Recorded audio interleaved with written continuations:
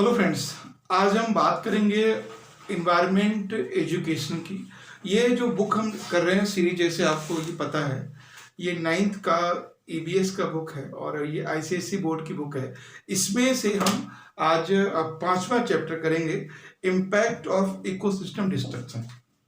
ठीक है, तो इन्वायरमेंट एजुकेशन में जो 5th चैप्टर है, ठीक है, 5th चैप्टर है और 9th क्लास की, ठीक है, 9th क्लास की इन्वायरमेंट एजुकेशन का जो बुक है उसका 5th चैप्टर बात करेंगे। और उस चैप्टर का नाम है इम्पैक्ट ऑफ इकोसिस्टम डिस्ट्रक्शन। ठीक है, इम्पैक्ट ऑफ इकोसिस्टम डिस्ट्रक्शन, यानी जो डिस्ट्रक्शन है, इम्पैक्ट ऑफ इकोसिस्टम डिस्ट्रक्शन। देखो, एक बात मैं बता दूं आपको, जो इकोसिस्टम का डिस्ट्रक्शन होता है, पर्यावरण का क्षरण होता है, उससे क्या क्या प्रभाव पड़ते हैं वो आपको समझना है। तो पहली बात तो इकोसिस्टम आप समझते हैं, एक ऐसा बंद तंत्र है, that is a close system, that is natural group of plant and animal. अगर एक वर्ड में कहें, that is a natural group of plant and animal, ये पेड़ पौधों का प्राकृतिक एक ग्रुप होता है। ठीक है, अब क्या क्या कारण, क्या क्या प्रभाव पड़ते हैं जब कभी इकोसिस्टम इम्पैक्ट होता है, यानी डिस्ट्रक्ट होता है, तो उसके क्या क्या प्रभाव होते हैं। तो सबसे पहले लिख लीजिए, पहला प्रभाव क्या है इसमें, हम इसको नंबर वाइज करेंगे। हेडिंग आप डाल लीजिए इम्पैक्ट ऑफ इकोसिस्टम डिस्ट्रक्शन। तो पहला इसका है इम्पैक्ट, वो है loss of habitat. Loss of habitat, ये पहला है। ठीक है, लॉस ऑफ हैबिटेट इसका पहला इम्पैक्ट है। किसका? डिस्ट्रक्शन ऑफ इकोसिस्टम का। हैबिटेट का मतलब होता है आवास का विनाश। हैबिटेट जो वर्ड यूज होता है वो हमेशा एक नेचुरल होम के होता है, हैबिटेट। जैसे हम फॉरेस्ट को कहते हैं, तो forest is called as a habitat. Habitat का मतलब एक वो एरिया है, एक ऐसा एरिया है जहां पर नेचुरल प्लांट और एनिमल होते हैं। ठीक है, जहां पर नेचुरल प्लांट और एनिमल होते हैं। तो आई थिंक आप समझ गए कि जब इकोसिस्टम का क्षरण होता है तो लॉस ऑफ हैबिटेट होता है। और हैबिटेट क्या है? हैबिटेट एक ऐसा एरिया है जो नेचुरल है, पहली बात, where exist as a plant और एनिमल, जहां पर पेड़ पौधे एग्जिस्ट करते हैं, अस्तित्व में होते हैं। दूसरा क्या है इसका इम्पैक्ट? दूसरा इसका इम्पैक्ट है stress on resource. Stress on resource, ठीक है, संसाधनों पर दबाव। ठीक है, स्ट्रेस ऑन रिसोर्स। ठीक है, स्ट्रेस ऑन रिसोर्स, संसाधनों पर दबाव। बहुत सिंपल सी बात है। अगर मान लीजिए कि अगर कोई एरिया था इतना बड़ा, है ना, इसमें मान लीजिए 2000 पेड़ थे। ठीक है, वो डिस्ट्रक्ट हो गए, एरिया रह गया इतना और पेड़ रह गए उसमें 20। तो ये क्या हुआ? दबाव हो गया। यानी जिस नेचुरल रिसोर्स में इतने एरिया में लोग जीते थे, उस पर कितना होगा इतने एरिया पे। तो आपको पता है कि जो हमारा एग्रीकल्चर लैंड है वो कम हो रहा है। कम का मतलब आप समझ रहे हो कि पहले एक इतना बड़ा खेत था, इसमें 2 लोग थे, 2 भाई थे, उसके बाद इसमें 4 हुए, फिर 4 में ये हुए, इसके हुए, इसके हुए, इसके हुए, अब इसके हुए। अब जो इतना बड़ा खेत था, अब इसमें इस एरिया में उनको ज्यादा उपजाऊ, ज्यादा उत्पादन करना इस एरिया में। तो स्ट्रेस और रिसोर्स का मतलब बहुत सारे निगेटिव ये होता है कि हम इसके लिए कुछ ऐसा करेंगे कि उत्पादन बढ़े।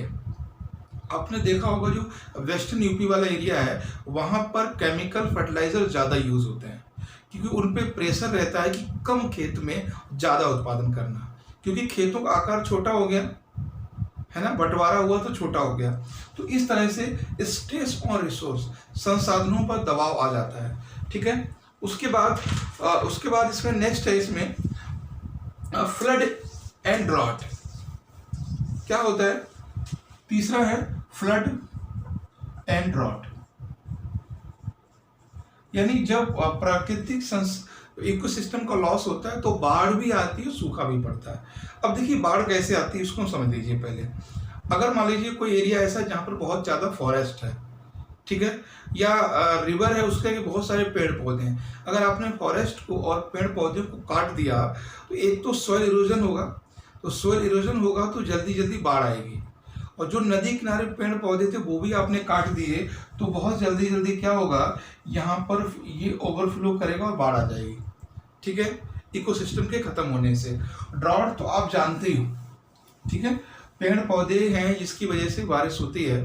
तो जब इकोसिस्टम डिस्ट्रक्ट होता है, पर्यावरण पारिस्थितिकी तंत्र खत्म होता है, तो बाढ़ भी आती है और सूखा भी पड़ता है, ठीक।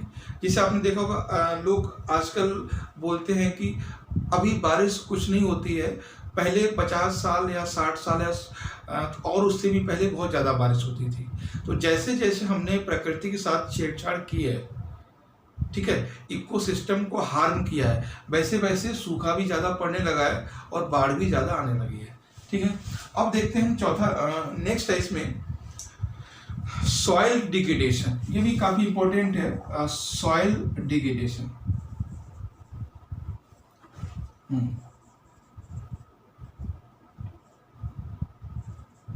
तो सॉइल डिग्रेडेशन का मतलब क्या होता है, मृदा उत्पादकता में कमी, ठीक है, decreasing of soil productivity, decreasing of soil productivity is the soil degradation.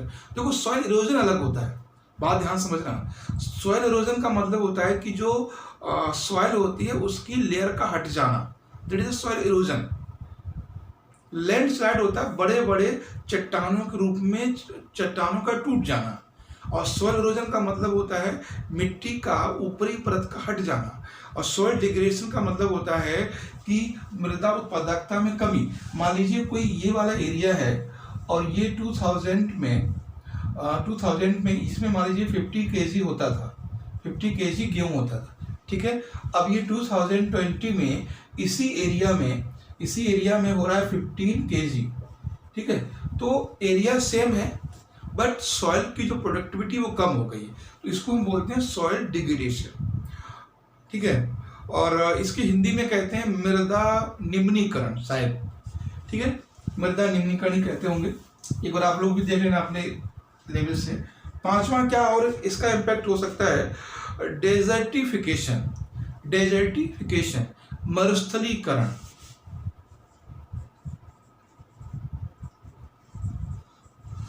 Desertification, मरुस्थलीकरण। एक बात मैं आपको बता दूं कि desert is not a problem, desertification is the problem.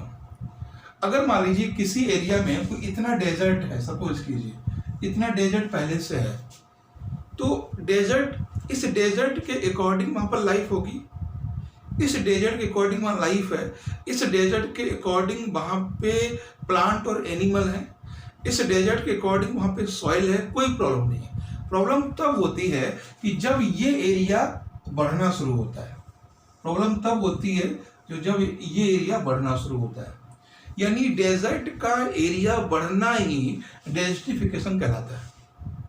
अगर हम वहाँ रेनफॉल नहीं होगी, लैंडस्लाइड होगा, सोइल इरोजन होगा, सोइल डिग्रेडेशन होगा, तो क्या होगा, मरुस्थली बनेगा। आपने इंडस सिविलाइजेशन में पढ़ा होगा कि लोगों ने बहुत ज़्यादा रिसोर्स यूज किए थे, इसलिए वहाँ पे आज मरुस्थल है, थार है। और लोग कहते भी हैं कि जो राजस्थान वाला एरिया है, पंजाब वाला एरिया, हरियाणा वाला एरिया है, ये लैंड, ये जो एरिया है ना, वो डेजर्ट में कन्वर्ट हो रहा है। आपने देखा भी होगा डेजर्ट में कन्वर्ट हो रहा है, तो ये चीज़ है। तो डेजर्टिफिकेशन, और ये 5 हैं। नेक्स्ट 6 से शुरू करते हैं, इसको आप नोट कर लेना। और 6 क्या है इसमें,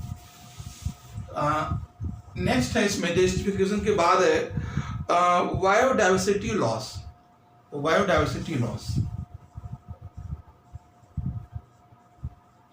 आप लोग सोच रहे होगे जब इकोसिस्टम पढ़ा यहाँ पे आप डिस्कस कर रहे हो, तो बायोडाइवर्सिटी लॉस का क्या मतलब है। मतलब ये है कि जब हम इकोसिस्टम करते हैं, मेरी बात समझना, जब इकोसिस्टम करते हैं तो हम उसमें इन्वायरमेंट भी शामिल करते हैं। बायोडाइवर्सिटी का मतलब होता है नंबर ऑफ प्लांट और नंबर ऑफ एनिमल स्पीसीज।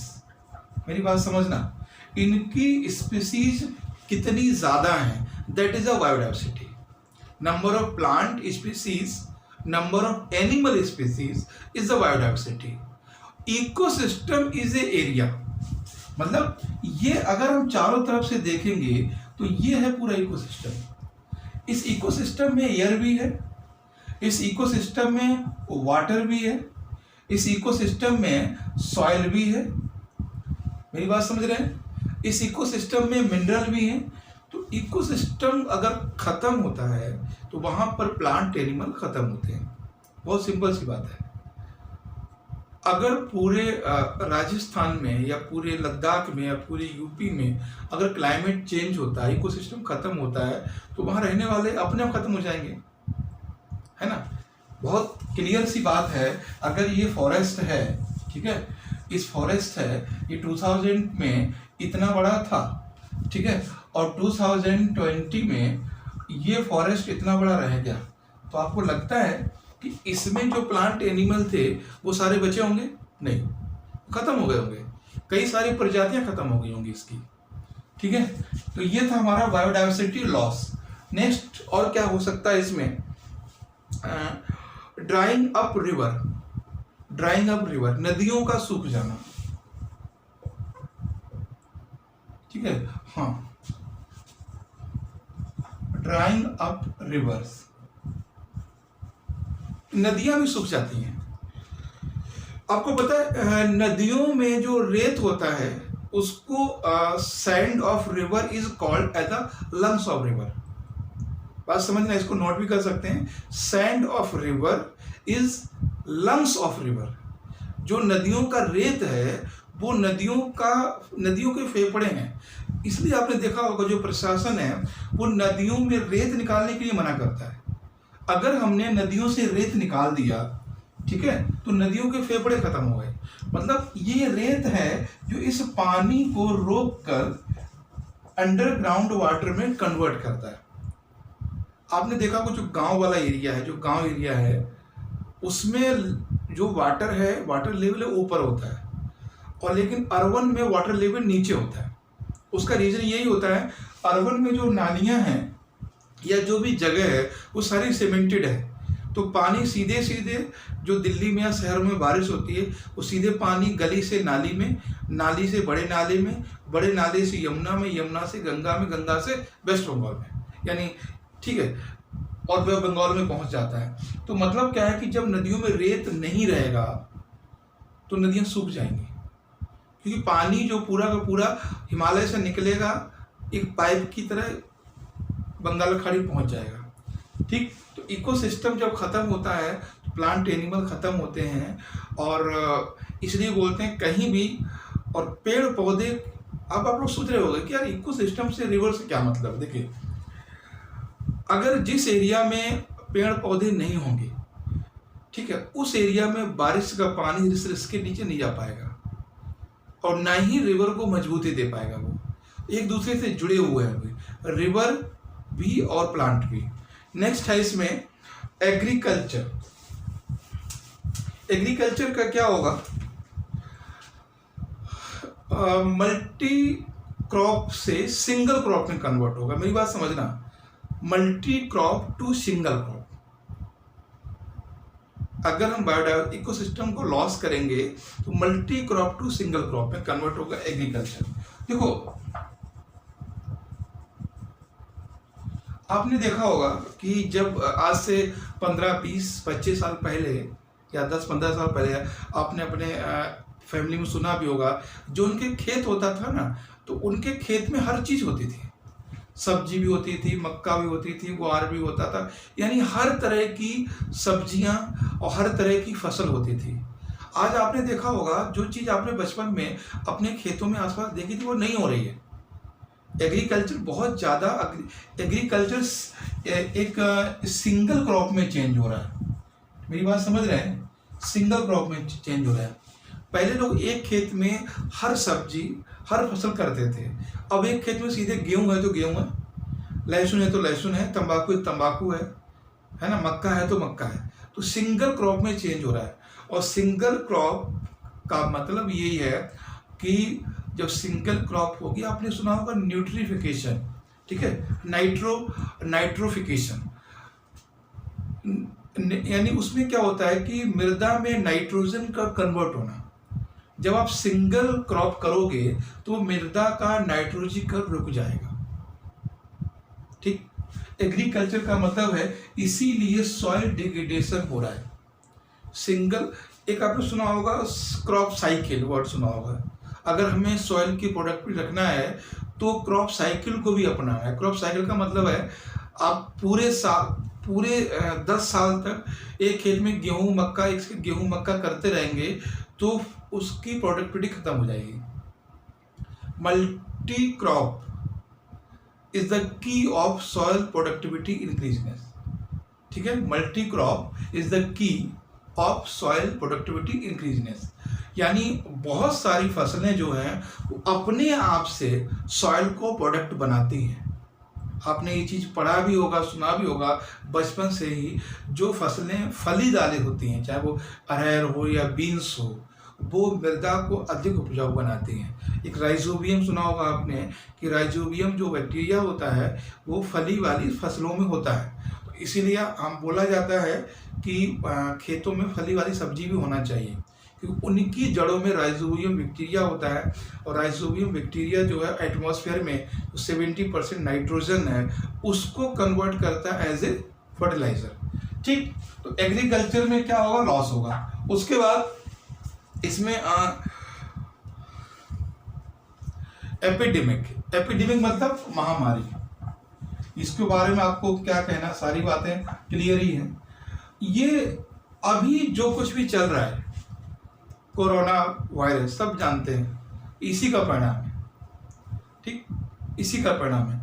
अगर हम multi crop, multi plant, multi species नहीं रहेंगे तो कोई ऐसा बैक्टीरिया आएगा जिसका कोई तोड़ नहीं होगा, ठीक है, उसका कोई अल्टरनेट नहीं है। तो कहीं ना कहीं हमारे फूड चेन में, कहीं ना कहीं हमारे स्पीसीज चेन में ब्रेक हुआ है, जिसकी वजह से ये बैक्टीरिया ने इतना ज़्यादा प्रभाव किया है। आपको पता है, मुझे नहीं लगता कि स्टोन एज से लेकर, ठीक है, आज तक कभी ऐसा कुछ हुआ था, है ना। तो ये चीज आपने एक चीज देखी भी होगी, एक बंदा होता है गांव का मतलब ऐसा जो खेती कर रहा है। गांव का कहने मतलब हमारा कभी निगेटिव वे में नहीं होता है। एक वो लोकेशन है जहाँ पर प्राइमरी एक्टिविटी होती है। और कई बार आपने देखा होगा, जैसे आप लोग स्टूडेंट हैं, बाहर रहते हैं, तो आप लोग आरओ का पानी पीते हैं या बिसलरी का पीते हैं, तब भी आपकी तबीयत खराब होती है। लेकिन आपको पता है जो रोडवेज चलाता है, बस चलाते हैं, कंडक्टर होते हैं, गाड़ी चलाते हैं, वो कहीं भी पानी पी लेते हैं। तो मतलब समझते हो कि वो जो आदमी है, उसका बॉडी इस तरह का है, वो हर तरह चीज़ों को एडजस्ट कर पा रहा है, क्योंकि उसने हर तरह की चीज़ें खाई हुई हैं। अब जब हम सिंगल या कम डाइवर्सिटी वाली फूड खाएंगे तो हमारे पास जो इम्यूनो सिस्टम है, प्रतिरोधक क्षमता, वो अपने आप में कम होगी। और अक्सर आपने सुना भी होगा कि शहर वाले बड़ा जल्दी बीमार पड़ जाते हैं। ऐसा नहीं कि शहर वाले कोई नाजुक होते हैं, बस ये है उनकी जो प्रतिरोधक क्षमता है वो गांव के लोगों से कम होती है, क्योंकि उन्हें वैसा खाना नहीं मिलता।